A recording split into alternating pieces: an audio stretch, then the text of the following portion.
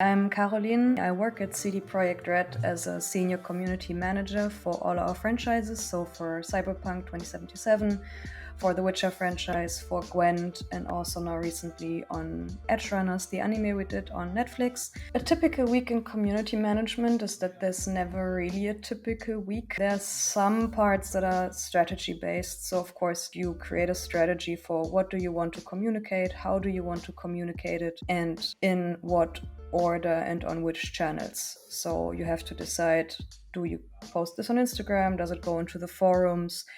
Do we want video assets? Is it better to communicate it in a live stream, pre-recorded? So it's a lot of strategy involved in that part, but then also day to day, there's a lot of hands-on work with community, responding to DMs, responding to regular comments, just posting everything. So there's a bit of both. We also do as much as we can contests. So for example, we had a photography contest, we had a PC building contest, right, for Cyberpunk specifically.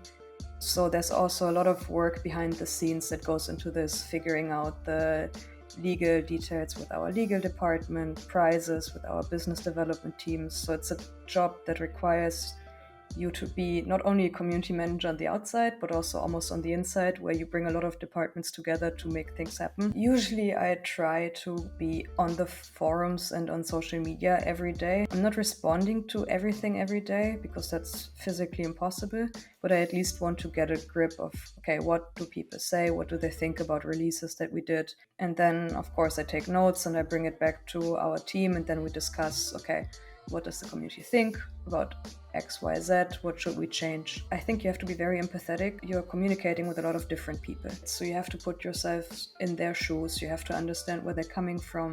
You can't take things personally. Empathy is a big thing that I think makes you a great community manager. And then generally communication skills. You have to be very good in written and verbal communication. In my case, also in English, because English is not my native language, right? So my native language is German, and you have to have these skills, at least in English, plus probably another language. And that's super important because you have to be precise in what you say so people don't misunderstand it. And then also organization skills. I think you have to be a good project manager if you want to work at a certain scope, because there's so many things that are part of the role that you have to coordinate, and it's very easy to lose track. So you have to be able to prioritize very well what you do when, what is most important. It's always a bit tricky to say, hey, this is how you get into the job. But I think some things that I've seen also with other people and still see, number one is networking, which I know is something that a lot of people don't like, especially if they're more introvert like me.